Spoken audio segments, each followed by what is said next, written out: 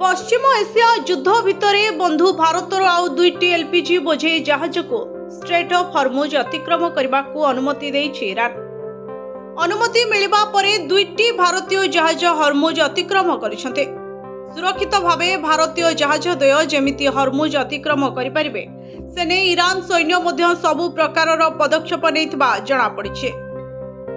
Shipping तथ्य अनुसार BWELM और BWTYR युद्ध ठारू आंशिक भावे बंद थिबा अत्यंत संवेदनशील स्ट्रेट ऑफ हॉर्मुज अतिक्रम करिसते।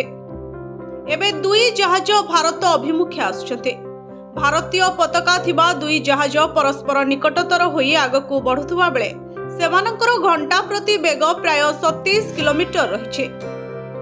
दुईटी भारतीय जहाज एलपीजी धरी हॉर्मुज अतिक्रम करथिले भी एबे भी आहुरी 5टी भारतीय पताका थिबा जहाज यूएई जलराशि रे फसी रहिसंते। एही जहाज गुड़िकरे औषधित तैल रहिछे। जहाज गुड़िक हॉर्मुज अतिक्रम करबा पई ईरान अनुमति अपेक्षा रे अछते। अनुमति मिलिबा परे हॉर्मुज देई जहाज गुड़िक भारत अभिमुखे आसिबे।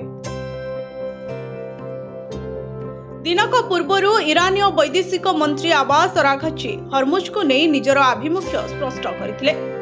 विश्वर प्रमुख वाणिज्यिक जलपथ हॉर्मुज संपर्क में से कहिथिले जे भारत, पाकिस्तान, चाइना, ईरान और रूस भली बंधुत्व राष्ट्र पई एहा खोला रहिछि। एही देशगुड़िकर जहाज सुरक्षित भावे हॉर्मुज अतिक्रम करि परिबो। सेमाने कोनोसी विरोधर सम्मुखीन हेबे नाही।